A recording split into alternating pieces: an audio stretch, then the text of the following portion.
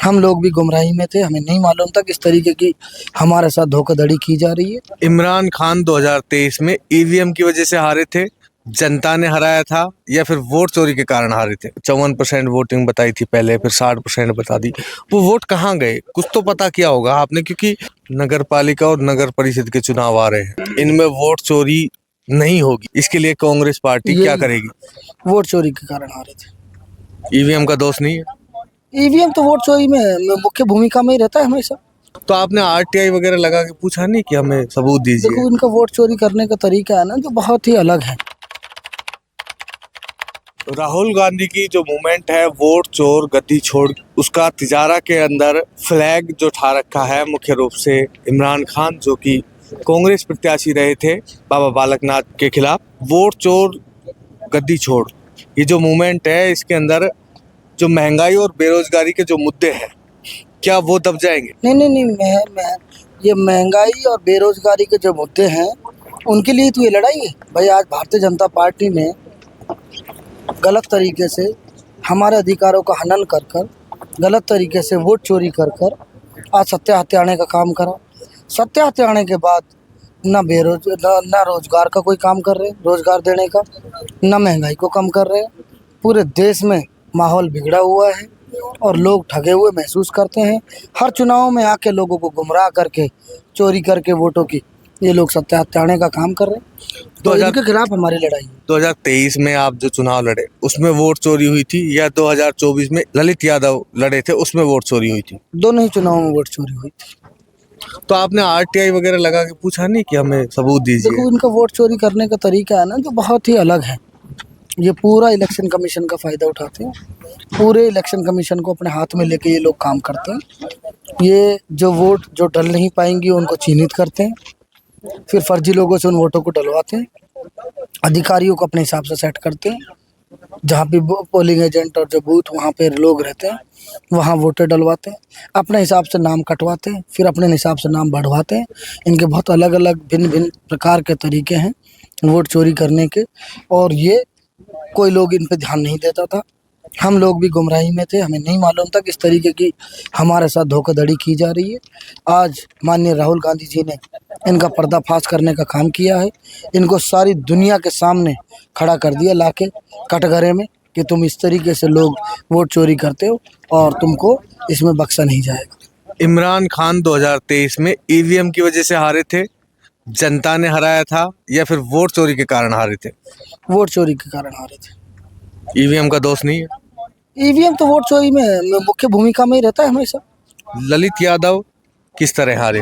ललित भी सेम ही कहानी थी हमारी दोनों। तो ललित तो विधानसभा में 36,000 से जीत गए थे, लोकसभा में 48,000 से हार गए थे। भाई, ये उन सीटों को चिन्हित करते हैं जहाँ पे इनको ऐसा लगता है कि हम कम मार्जिन से हारेंगे।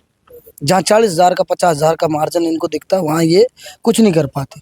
जब 5,000 10,000 8,000 का मार्जिन इनको दिखता है, वहाँ पे जाके ये गड़बड़ करते हैं सारी, और अपने आप में सारे हथकंडे अपना के उस सीट को छीन लेते हैं।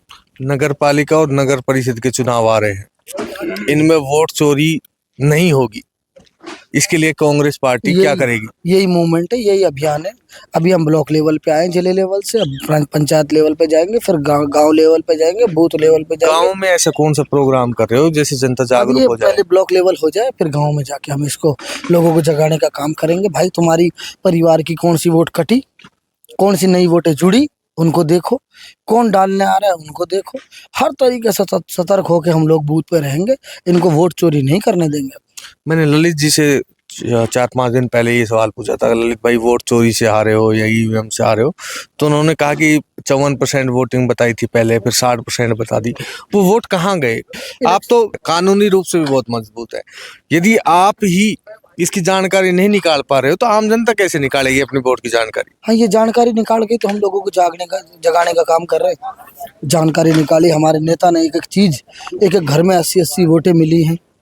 जो लोग जिंदा हैं उनकी वोट कटवा दी गई है, जो लोग यहाँ हैं भी नहीं उनकी वोटें डल गई हैं, जो विदेशों में हैं। सारी चीज़ें हमारे माननीय राहुल गांधी जी ने उजागर करके इनके सामने पटका है, और अब उसी उद्देश्य पे हम लोग काम करेंगे। भिवाड़ी में पहले 1 रैंप था, अब 2 हो गए। भारतीय जनता पार्टी की सरकार है राजस्थान और हरियाणा में, केंद्र में। हाँ, राजस्थान, हरियाणा और केंद्र में भी डबल ट्रिपल इंजन सब कुछ है यहाँ। तिजारा के अंदर तो विधायक भी यहीं का है, बीजेपी का है, 3-3 इंजन हो गए। उसके बाद 2-2 रैंप बन जाते हैं, भिवाड़ी और तिजारा की जनता परेशान होती है। आपका क्या मानना है कि सरकार की मंशा सही नहीं है या विधायक की मंशा सही नहीं है? पहले तो मैं ये कहूँगा विधायक की तरफ से भिवाड़ी के लोगों को, तिजारा वासियों को ये तोहफा है। जिस तरीके से अंधे होकर उन्होंने उनका साथ दिया, उनको समर्थन दिया और उनको एक बहुत बड़े बहुमत से भिवाड़ी से जिताने का काम करा, उसके एवज में माननीय बालकनाथ जी ने, महाराज जी ने इनको ये एक इनाम के रूप में इनको ये प्रताड़ना दे रखी है। और मुझे लगता है कि ये बहुत भिवाड़ी वासियों के साथ बहुत बड़ा अन्याय है और बिल्कुल ये लोग मनमानी कर रहे हैं और इनको कोई चिंता नहीं है, कोई फिक्र नहीं है। भिवाड़ी को ये लूटने का काम कर रहे हैं, सिर्फ टैक्स उगाड़ने का काम कर रहे हैं। सरकार विधानसभा में कहती है कि हमने खैरतल तिजारा जिले का नाम भी चेंज नहीं किया है। वहीं जो हमारे मुख्यमंत्री हैं भजन लाल जी, वो कहते हैं इस जिले का नाम तो हम बर्तरी नगर करके रहेंगे। नाम बदलने से खैरतल तिजारा का भविष्य सुधर पाएगा? देखो, मैं तो पिछली बार भी कह रहा था, एक बड़ा मेरे नाम लेके उन्होंने एक बयान भी दिया, इतने बड़े केंद्रीय मंत्री हैं वो, उनको नहीं देना चाहिए था मेरे ख्याल से। देखो, नाम बदलने से कुछ नहीं होता। भर्तरी बाबा का हम सम्मान करते हैं, पूजनीय हैं वो, हम सब के दिलों में हैं। 3600 बिरादरी सारे लोग एक दूसरे का यहाँ सम्मान करते हैं। लेकिन जहाँ जनता काम मांगती है, जहाँ जनता रोजगार मांगती है, जहाँ जनता चिकित्सा के संसाधन मांग रही है, अस्पताल मांग रही है, रोड मांग रही है और विकास के लिए बोल रही है चीख चीख के, वहाँ ये नाम बदल रहे हैं। हमें चिढ़ इस बात से। अब भाई, नाम बदलने से क्या होगा? नाम क्यों बदल रहे हो? खैरतल में नाम बदलने को लेकर, जिला मुख्यालय परिवर्तन को लेकर, दोनों ही मुद्दों पर धरना जारी है और लगभग 42 से 45 दिन हो चुके हैं। इमरान खान जी अभी तक क्यों नहीं पहुंचे? मैं एक नेता होने से पहले तिजारा वासी हूँ, भिवाड़ी वासी हूँ, तो मैं अपने भाइयों के साथ भी रहना मेरा एक उद्देश्य, पहली प्राथमिकता रहेगी। पार्टी के साथ हमारे दोनों विधायक हैं वहाँ से, वो भी अपनी जनता के लिए लड़ रहे हैं। 4 तारीख को अशोक गहलोत की यात्रा है, भंवर जितेंद्र साहब आ रहे हैं, कांग्रेस के, राजस्थान कांग्रेस के विशेषकर सारे बड़े नेता आ रहे हैं। इमरान खान की भूमिका क्या रहेगी 4 तारीख को?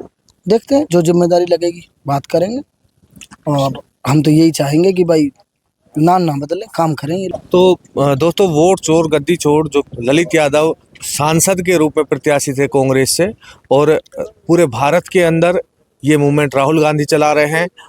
तिजारा के अंदर ये सौभाग्य इमरान खान जी को मिला है। देखते हैं कि इसके बाद क्या होता है, क्या सरकार और जो अपना चुनाव आयोग है वो संज्ञान लेगा इनके मुद्दों पर या नहीं लेगा।